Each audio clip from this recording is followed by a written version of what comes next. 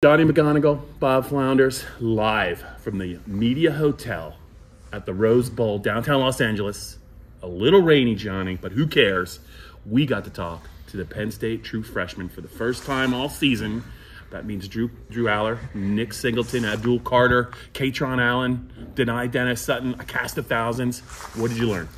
Yeah, but I learned that it's crazy how many people can crowd around one player.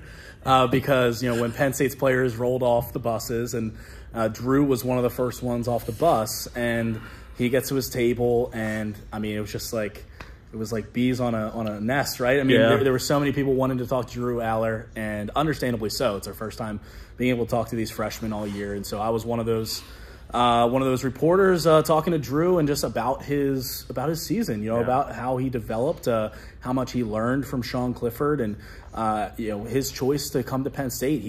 He's very happy with it, and so he feels pretty good about his year. And I know that you were able to talk to Nick Singleton as well a little bit about his development and what he's been able to learn.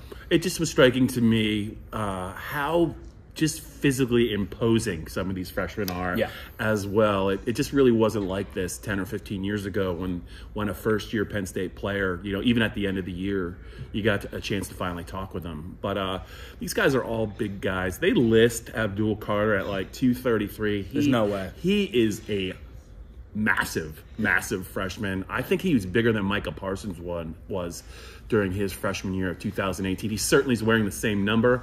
He was asked about 11, and it was actually pretty funny. He said since he was 8 years old, he had always wore the number 22, and that's the number he wanted to wear. Well, there's only ever been one jersey number retired by Penn State. It is 22. John Cappelletti won the Heisman wearing 22 in 1973. So he said, you know what? 11 works. I'll just build my own legacy with that. It's quite a legacy already, but he's following in the footsteps of LeVar Arrington, Navarro Bowman, Micah Parsons. He had a great first year. He said he learned a lot from Manny Diaz, and it really helped him that Curtis Jacobs was around as well. And Johnny, we also have to talk to both of the two-headed beast that is Penn State's freshman running back rotation, Nick Singleton and Kaytron Allen. Kaytron Allen busted your chops a little there at the end. You hung in there. Yeah. At the tail end of the availability, because we had, 30-ish minutes to talk to all these guys. 30-ish. And I go up to Kaytron with 2 minutes left. They make an announcement. I'm like, hey, Kaytron, you have a minute here just to answer a few questions for me. I know I'm sure you've answered a bunch of this already. And he's like, nah, I don't have time.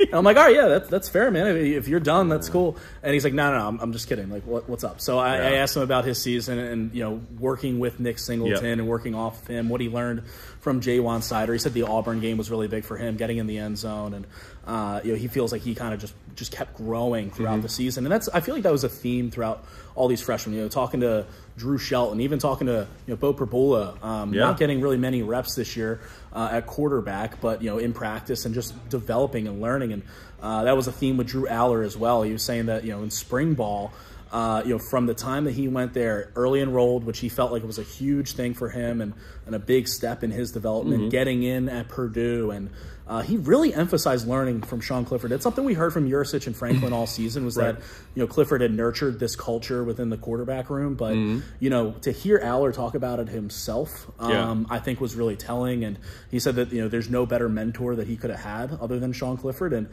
he's not, looking ahead to 2023 and next season quite yet.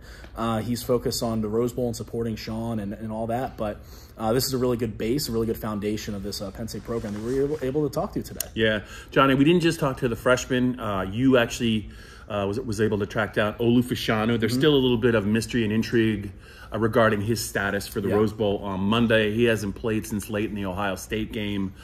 Drew Shelton has filled in well for him, but I don't think Olu was giving away any information about his status. But the other thing is, I think there's a couple of Penn State players, we're not quite sure, but guys like Curtis Jacobs, Theo Johnson, they technically, if they wanted to, they could still leave Penn State, and they have been asked about it during their time here, and they're just focused on the game. I would imagine one way or another, we're probably going to hear some announcements from them whether they're staying or going probably shortly after the Rose Bowl. Yeah, those two you mentioned, and Adisa Isaac as Adisa well Isaac, right. is in that group. You mentioned Olu. Yeah, I was able to talk to him for a bit, and we haven't spoken to him since he declared that he was coming back, that he didn't declare for the NFL draft, and despite his first-round grades and all the mock drafts and everything, and he said that time was crazy for him. You know, in October when he played so well against Ohio State, you know, he dealt with that injury, and he's been dealing with that injury.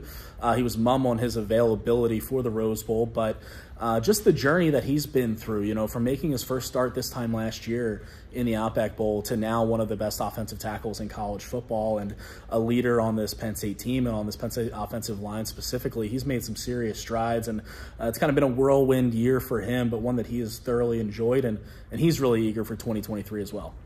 All right, Johnny, we survived Penn State Bowl media day at the Rose Bowl Saturday, New Year's Eve. Happy New Year to all the Penn State fans. The game is still not till Monday because the NFL is going to play on Sunday. Continue to check back at Penn Live. We got a lot of interesting stuff coming up on the freshmen, some other notes. Joe Herman is out here as well. He's actually shooting this video on his new phone. Santa got him a new watch for Christmas. He's so excited. Very excited about it. We are going to try and we're going to survive up until Monday. I think the weather's going to clear. It was rainy today, but we're looking forward to bringing you some more coverage about Penn State football.